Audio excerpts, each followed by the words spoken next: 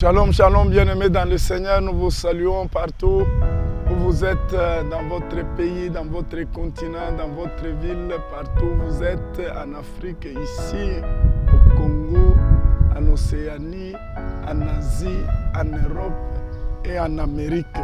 Que la bonne main de l'Éternel soit sur vous.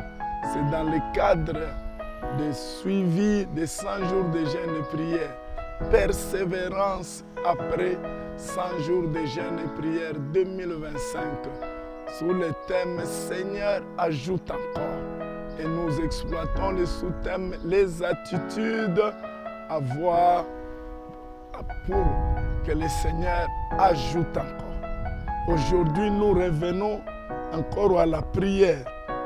J'ai une prière ici d'un homme qui a invoqué Dieu dans les conditions les plus difficiles. Et il s'appelle Jonas.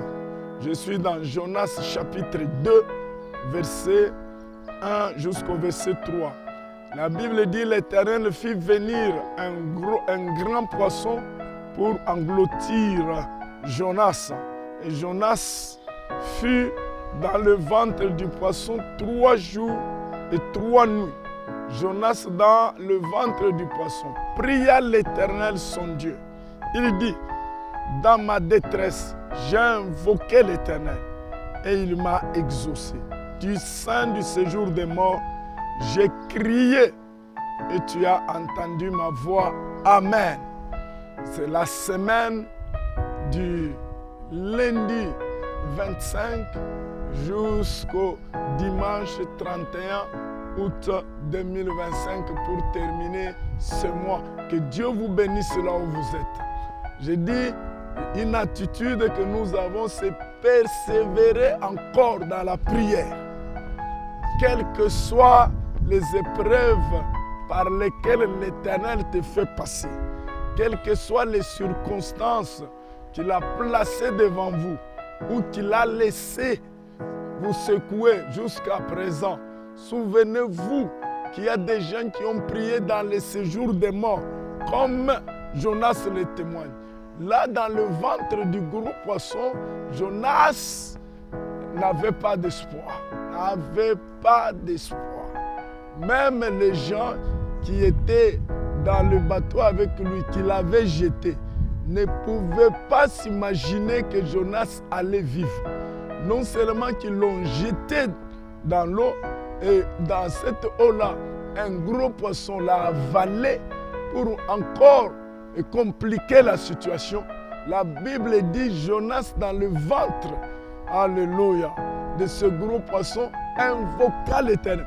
Je te dis, bien-aimé dans le Seigneur, même si c'est Dieu qui te fait passer par cette épreuve, si tu le pries, tu persévères, lui-même fera passer cette épreuve.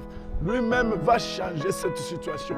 Je suis en train de vouloir prier avec quelqu'un et pouvoir prophétiser dans la vie de quelqu'un que bientôt là, l'épreuve va te vomir sur la voie de ta destinée. Et tu feras encore de grandes choses. L'épreuve lui-même va te conduire. Vous savez, quand Dieu a conduit les hommes comme Joseph par cette épreuve, la haine de sa famille, la vente aux étrangers, l'esclavage en Égypte, la prison en Égypte. Dieu n'avait pas la mission de le tuer, il avait la mission de l'amener dans sa destinée. Il n'y avait pas autre moyen. Regarde cette épreuve comme un sujet de joie parce que le Seigneur t'amènera dans une gloire. Père éternel, regarde mon frère, ma soeur, qui est en Amérique, qui est en Europe, qui est en Asie, qui est en Océanie, qui est en Afrique, qui est au Congo, qui est en train d'invoquer ton nom. Après ces 100 jours de jeûne et prière, ajoute encore des bénédictions, ajoute encore des grâces, ajoute encore l'argent, ajoute encore les opportunités, ajoute encore toutes sortes de grâces. Merci. Que la main de Dieu soit avec toi et que Dieu te bénisse là où tu es. Amen.